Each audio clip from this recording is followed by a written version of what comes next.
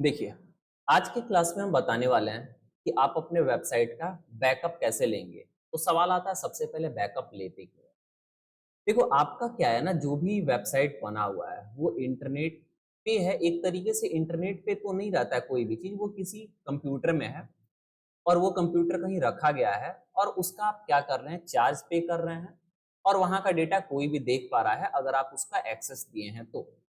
तो कभी-कभी होता क्या है कि मान लो कि उस सर्वर में यानी उस कंप्यूटर में कोई दिक्कत आ गया या फिर आपका गलती से वेबसाइट आप ही से डिलीट हो गया। तो इतना जो मेहनत किए हुए हैं, वो मेहनत तो दोबारा करेंगे नहीं। तो हम क्या करते हैं कि जब भी वेबसाइट में बदलाव करते हैं, तो लास्ट जो चेंजेज़ होता है ना, उसके साथ बैकअप लेते हैं। अब जैसे मान लो आज से 3 महीने पहले एक वेबसाइट बनाए और उस समय बैकअप ले लिए और आज तक उसमें कोई चेंजेज़ ही नहीं किए हैं, तो फिर से आज बैकअप लेने की कोई आवश्यकता नहीं है क्योंकि लास्ट चेंजेज़ का बैकअप मेरे पास है। तो जब भी आप लास्ट चेंजेज करेंगे, उसका बैकअप ज़रूर रख लेंगे क्योंकि गलती से आपका अगर वेबसाइट डिलीट हो गया, सर्वर में कोई दिक्कत आ गया या फिर हो सकता है कि वो सर्वर का आप रिन्यूअल नहीं कराएँ तो वो डेटा ही नहीं आपको दे रहा है या फिर आप मान लीजिए कि रिन्यू ही नहीं कराएँ, किसी दूसरे सर्वर पे रखना है और वहाँ पे खत्म हो गया। तो इस कंडीशन पे आपका वेबसाइट तो बना हुआ है और दोबारा थोड़ी ना बनाएँगे, तो वेबसाइट का बैकअप ले लेंगे। अगर आप वेबसाइट का बैकअप ले लेते हैं, तो आप उसको वेबसाइट डिलीट होने के बाद दोबारा से रीस्टोर कर सकते हैं। किसी दूसरे वेबसाइट, किसी दूसरे डोमेन पे भी ले जाना चाहते हैं, तो ले जा सकते हैं। तो आज हम यही बताने वाले हैं कि आप अपने वेबसाइट का बैकअप कैसे लेंगे।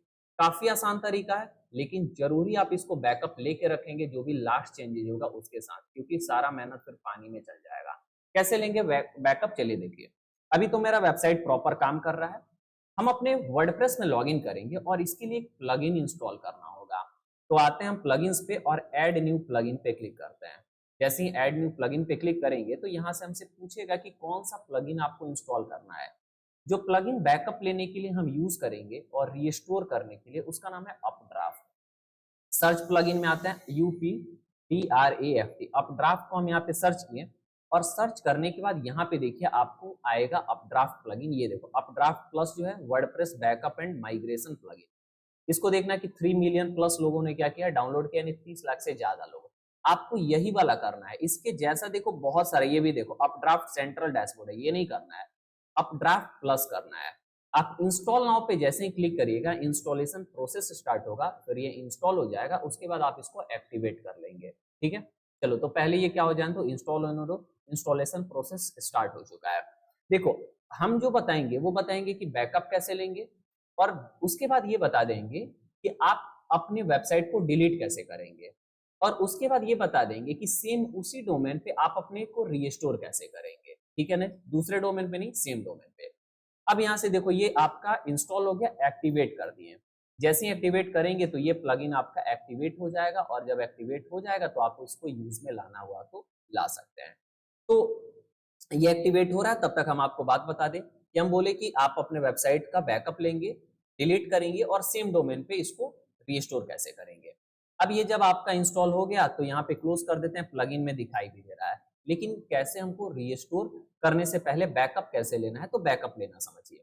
आपको सेटिंग में आना होगा और यहाँ पे अपड्राफ्ट प्लस बैकअप दिखाई दे रहा होगा, आप इस पे क्लिक करेंगे।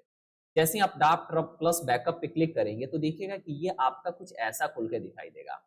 अब आपको इस वेबसाइट का बैकअप लेना है तो नीचे आइए और यहाँ पे दिखाई दे रहा है डेटाबेस में नथिंग करेंटली शेड्यूल्ड। अब आप यहाँ पे बैकअप नाउ पे क्लिक करिए। जैसे ही बैकअप नाउ पे आप यहाँ पे क्लिक करेंगे तो यहाँ पे एक पॉपअप खुल के ऐसा आएगा, लास्ट वाले को भी आप चेक करके और यहाँ बैकअप नाउ पे क्लिक करिए।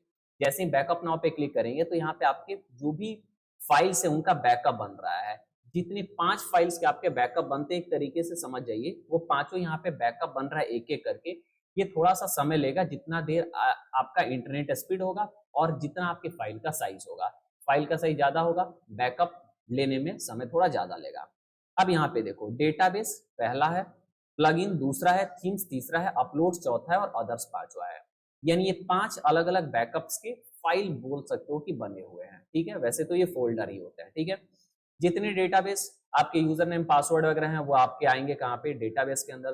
प्लगइन्स जो आप इंस्टॉल किए थे प्लगइन्स के अंदर, थीम्स जो इंस्टॉल किए थे थीम्स के अंदर, अपलोड जो भी आप मीडिया वडिया इंस्टॉल किए हैं, अपलोड किए हैं वो अपलोड, और बाकी जो बच गया वो अदर्स में आ जाएंगे। अब ये क्या हुआ, बैकअप क्रिएट हुआ है और ये बैकअप क्रिएट होके आपके वेबसाइट के अंदर ही तो है ना। मतलब क्या, बैकअप क्रिएट हुआ और बैकअप बना और बनने के बाद आपके वर्डप्रेस के बैकएंड में ये है। अगर अभी आप सोचेंगे कि ये हो गया है तो ऐसा नहीं है। अगर वेबसाइट डिलीट कर दिए, वर्डप्रेस का बैकएंड खुलेगा ही नहीं।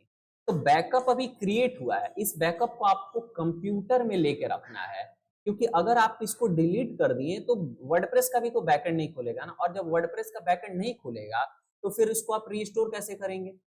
तो कंप्यूटर में आपको डाउनलोड करके रखना है और उसके बाद वहां से आप रीस्टोर करेंगे। तो यहाँ बैकअप क्रिएट हुआ है, अब इसको डाउनलोड करना है।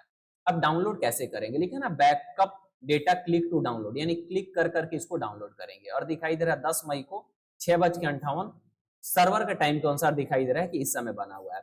अब आप यहाँ से रीस्टोर और डिलीट भी कर सकते हैं, लेकिन हमको क्या करना है जी, डाउनलोड करना है। तो एक बार डेटाबेस पे क्लिक करिए। देखिए डेटाबेस पे क्लिक करेंगे तो देखो डाउनलोड डेटाबेस यहाँ पे आया। अब डाउनलोड टू योर कंप्यूटर है, डिलीट फ्रॉम वेब ब्राउजर है, तो डाउनलोड टू योर कंप्यूटर करना है। तो पहले डेटाबेस हो गया, प्लगइन्स पे क्लिक करते हैं, उसके बाद थीम्स पे किए, उसके बाद अपलोड्स पे करते हैं, उसके बाद अदर्स पे करते हैं। यानी पांचों जो फोल्डर थे उन पांचों का यहाँ पे क्या हो गया, डाउनलोड होने के लिए बन गया। अब देखो ऊपर से ये हट गया ना, अब डाउनलोड होने के लिए कुछ ऐसा ही आ गया। यानी पहले बैकअप क्रिएट हुआ, अब डाउनलोड जैसे ही करने के लिए हम क्लिक किए तो कुछ ऐसा अब आ गया। अब इसको क्या करना है, डाउनलोड करना है। तो डाउनलोड टू योर कंप्यूटर पे जैसे ही आप क्लिक करेंगे तो ये देखो ये आपके कंप्यूटर में जाके डाउनलोड हुआ पहला, ये देखो ये दूसरा, उसके बाद इस पे क्लिक करेंगे हम तो ये तीसरा, उसके बाद उसके नीचे क्लिक करेंगे तो ये चौथा, और फिर यहाँ क्लिक करेंगे पांचवा। कंट्रोल जे बटन प्रेस करते हैं, देखो यहाँ पे डाउनलोड्स खुला होगा और ये डाउनलोड आपका हो रहा है एक एक करके, ठीक। अब इसको क्लोज कर देते हैं। हम चलते हैं डाउनलोड्स में, देखते हैं कि ये डाउनलोड हुआ है कि नहीं। हम आते हैं यहाँ से डाउनलोड्स में और देखेंगे कि आपका 1, 2, 3, 4 और 5, ये पांचों क्या हुआ है, आपका बैकअप बन चुका है। सबसे पहले डीबी, लास्ट में देखो डेटाबेस है, उसके बाद अदर्स है, उसके बाद प्लगइन्स है, थीम्स है और अपलोड्स है। तो ये आपका बैकअप हो गया। अब आपका वेबसाइट डिलीट हो जाए या फिर सर्वर एरर के चलते वो डेटा आपका लॉस हो जाए, कोई दिक्कत नहीं है।